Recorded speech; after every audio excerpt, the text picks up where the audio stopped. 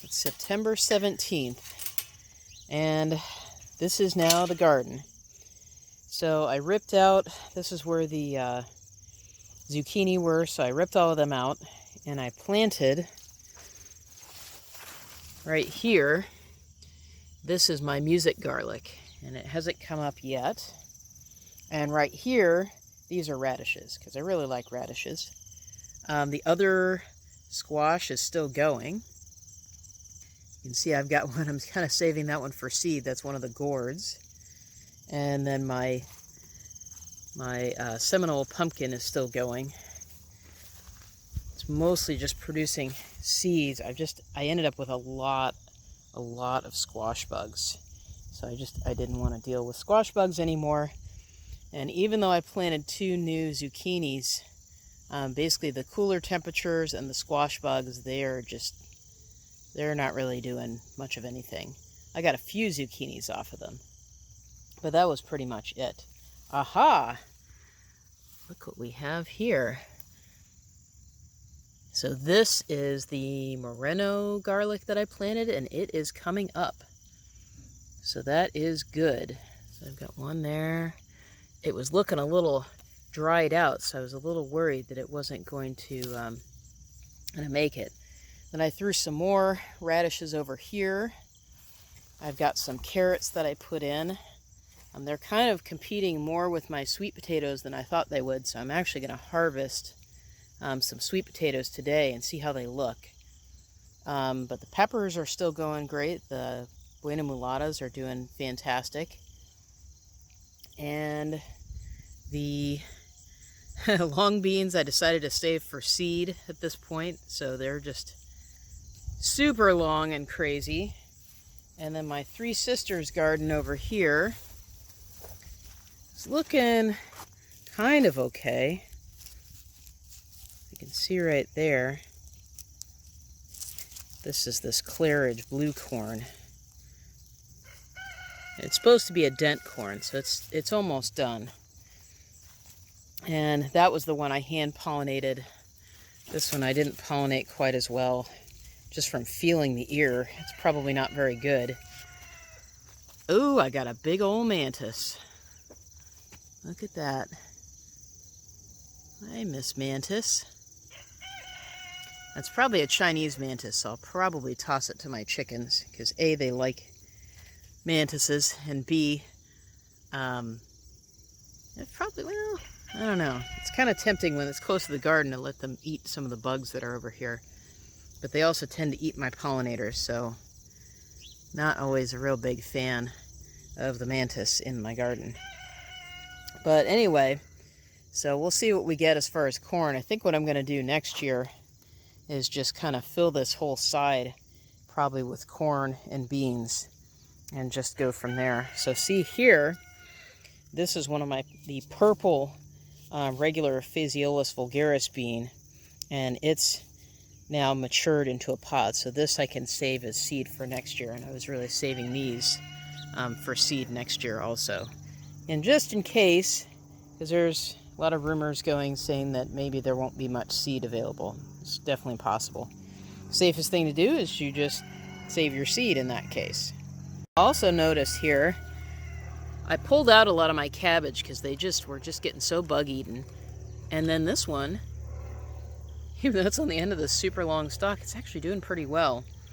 So it looks like probably fall cabbage is going to be my best bet for the future, just for my own information. So I need to not... Spring cabbage is just not... They don't seem to mature in time, and so we'll see. So I'm kind of interested. I mostly save these 2 to see if they'll produce seed for me. But I might actually get a decent head of cabbage out of them.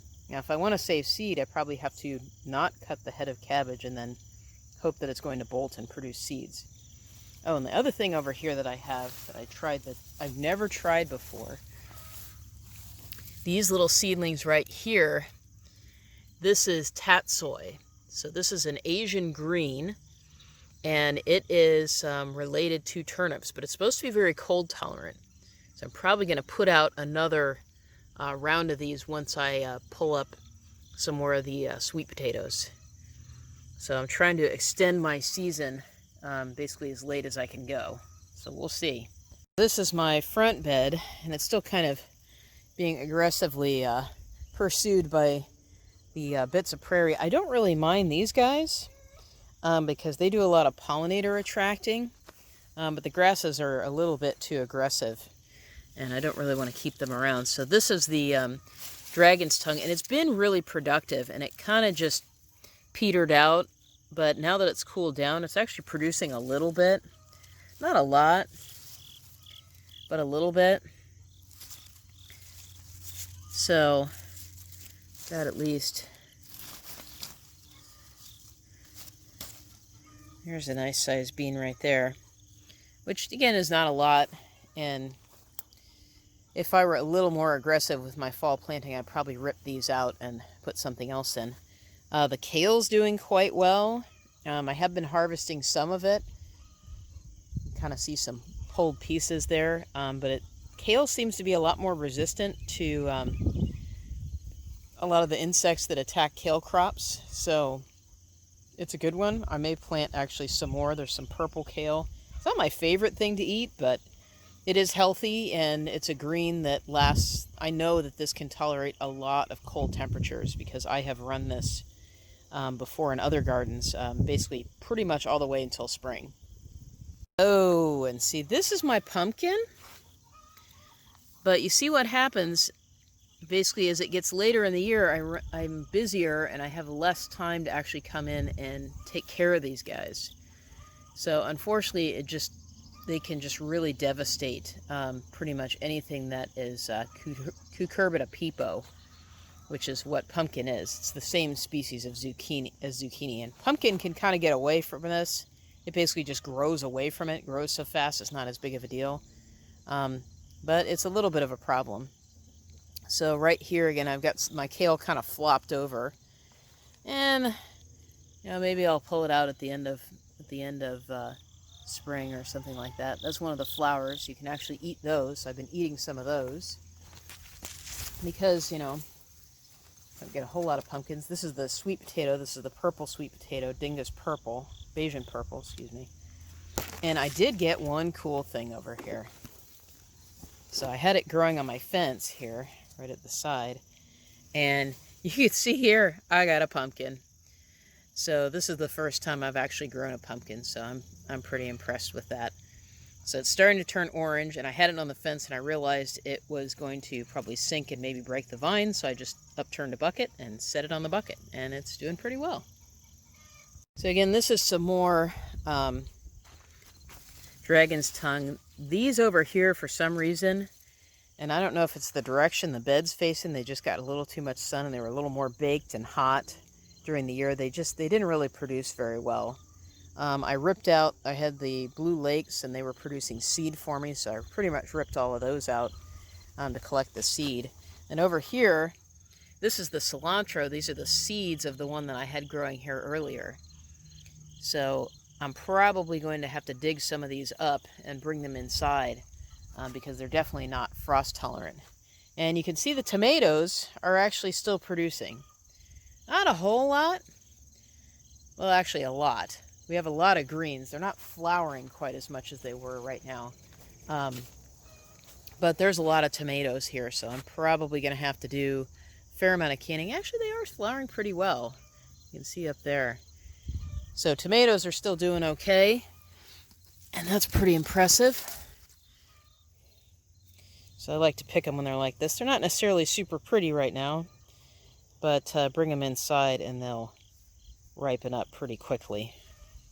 Right here, this is my okra bed, and I need to come out here and harvest like now because they're getting out of control. This is Stewart Z-Best okra, so it stays soft and edible even when it gets relatively large.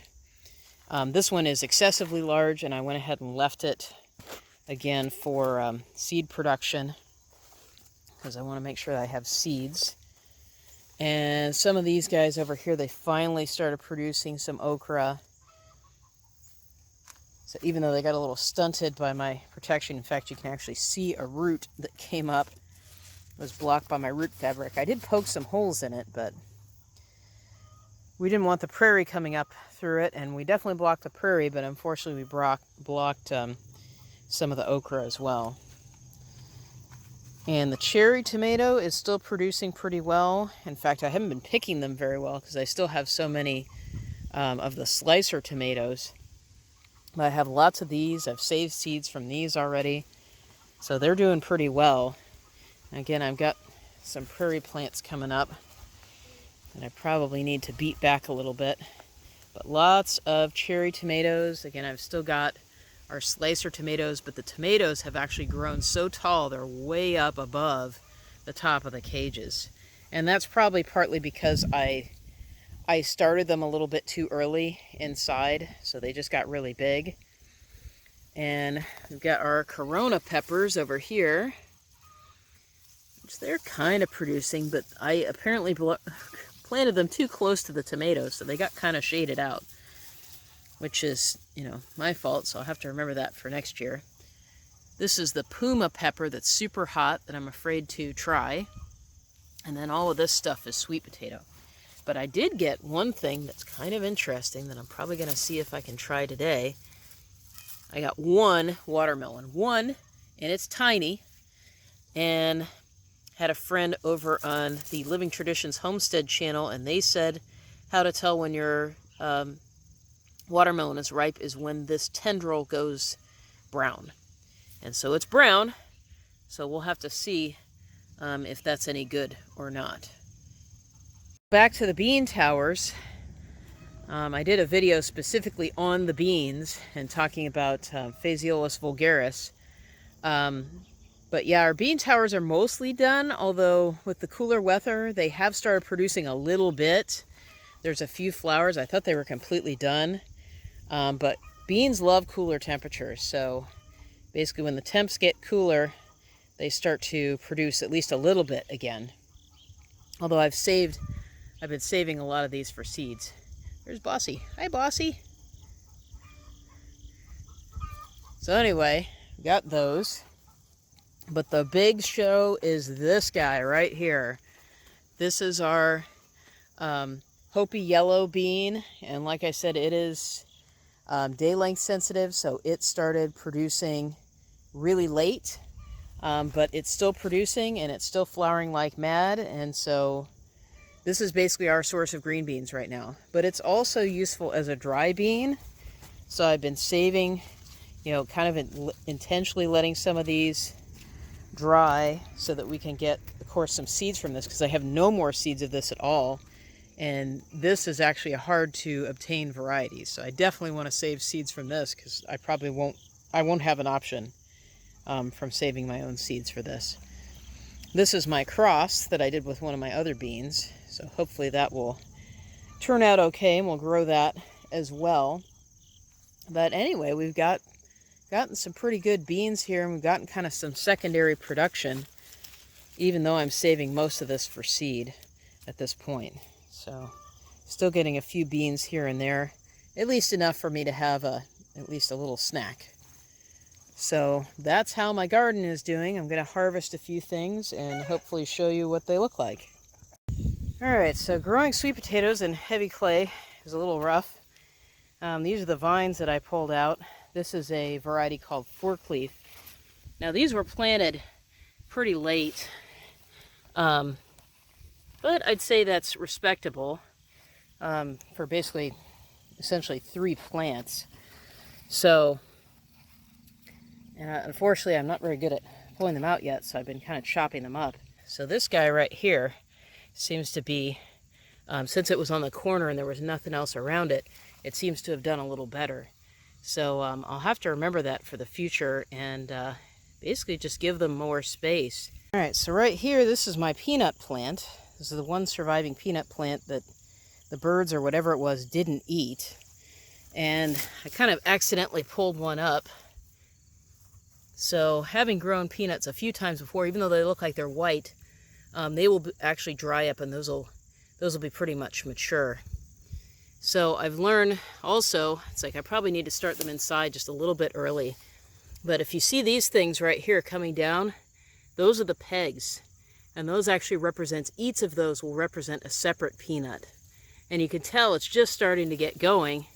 And of course it's September. So I'm gonna leave this guy in here basically probably until frost so that I can get the most production I possibly can out of it, because it really wants to go, but unfortunately our season just has a limitation. So these are the flowers.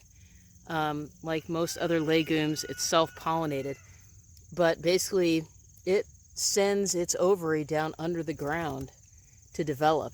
And that's, so you see at the end of this peg, that's got a peanut right there. So I can actually kind of rebury that, and it should develop a little more. This one I pulled completely off. So this is Kelowna Sunrise, and this poor plant, I really planted it way too close to my other plants because I was running out of space to put sweet potatoes at the time. And you can see it's not that big of a plant, and look at the size of the potatoes it made. These sweet potatoes, I kind of slashed them up a little bit, but this is an impressive plant. I think this one, they said was actually an Amish variety. This one really has some potential. The Dingus Bayesian Purple, let's just say it didn't do very well. It had kind of similar conditions in terms of competition, and it was not super productive at all. And this guy was still able to produce, so I am impressed. All right, so this is the production of Dingus Bayesian Purple. Yeah. So I'm not sure what happened. This is all the vines that I pulled out. And I don't know if they're really deep. I tried to dig really deep. But yeah, that's what I got from this variety. So needless to say, I will not be growing this one again. Because kind of under similar conditions, the Kelowna Sunrise produced a heck of a lot more than that for one plant. And this is like 5 plants. So yeah. So I guess I might explore some other purple sweet potatoes, but I was kind of just trying them to see if they were interesting, but yeah, so not as interested right now because they're so, these are just tiny. Look at this. That's it. So tiny. Almost nothing. So yeah, I mean, I just don't foresee growing something like that that's got that little of production. So, and it wasn't that bad of a year, so I don't even know if it would be a good insurance policy.